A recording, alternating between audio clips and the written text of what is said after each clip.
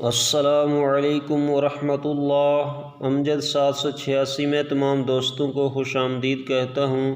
دوستو، میری آج کی ویڈیو 15ویں روزے کے وظائف کے حوالے سے ہوگی، تو ویڈیو کا باقاعدہ آغاز کرنے سے قبل تمام دوستوں سے یہ گزارش ہے کہ جو دوست میرے اس چینل پر نئے ہیں وہ جلدی سے اسے سبسکرائب بھی کر لیں اور ساتھ ہی بیل کے نشان کو بھی دبا دیں، اور اگر اس کے بعد آل لکھا ہوا آتا ہے تو اس کو بھی دبا دیں۔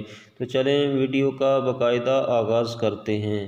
دوستو، 15ویں روزے میں آپ نے فجر کی نماز کی ادائیگی کے بعد سورۃ فتح کو 3 بار پڑھنا ہے۔ سورہ فتح کو 3 بار آپ نے پڑھنا ہے۔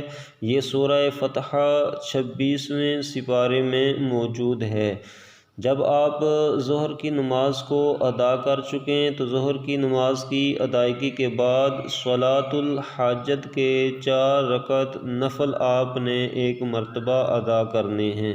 صلاۃ الحاجت کے نفلوں کو ادا کرنے کا جو طریقہ ہے وہ اس طرح سے ہے کہ پہلی رکعت میں سورۃ فاتحہ اور سورۃ اخلاص کے بعد 100 مرتبہ آیت کریمہ آپ نے پڑھنا ہے۔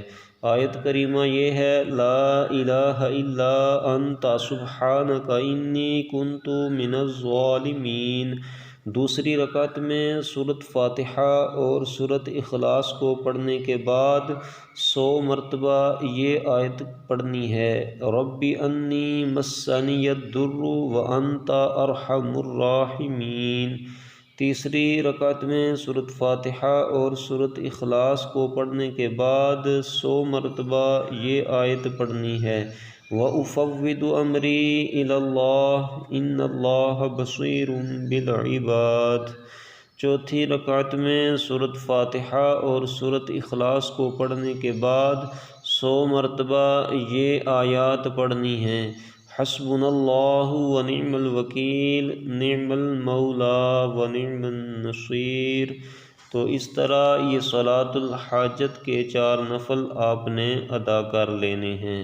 جب آپ عصر کی نماز کو ادا کر لیں تو عصر کی نماز کی ادائیگی کے بعد درود شریف 55 بار آپ نے پڑھنا ہے۔ یہ والا درود پاک جو آپ کو اسکرین پہ نظر آ رہا ہے، اس کو آپ نے 55 بار پڑھ لینا ہے۔ اللہم صلی علی سیدنا محمد النبی الأمی وعلی آلہ واصحابہ وبارک وسلم۔ جب آپ مغرب کی نماز کو ادا کر لیں تو اس کے بعد دعائے کرب و نجات کو آپ نے 17 بار پڑھ لینا ہے۔ دعائے کرب و نجات یہ ہے جو آپ کو اسکرین پہ نظر آ رہی ہے: لا الہ الا انت سبحانک انی کنت من الظالمین۔ عشاء کی نماز کی ادائیگی کے بعد یعنی نماز تراویح سے فارغ ہونے کے بعد سورۃ آل عمران کی آیت نمبر 26 کو آپ نے 40 مرتبہ پڑھ لینا ہے۔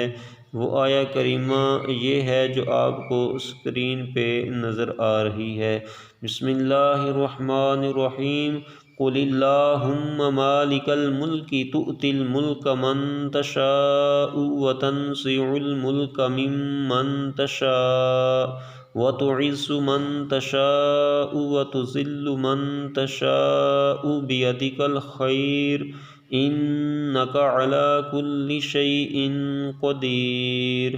تو اس کو آپ نے 40 مرتبہ پڑھ لینا ہے۔ تو یہ تھے 15ویں روزے کے وظائف جو میں نے آپ کے سامنے ذکر کیے ہیں۔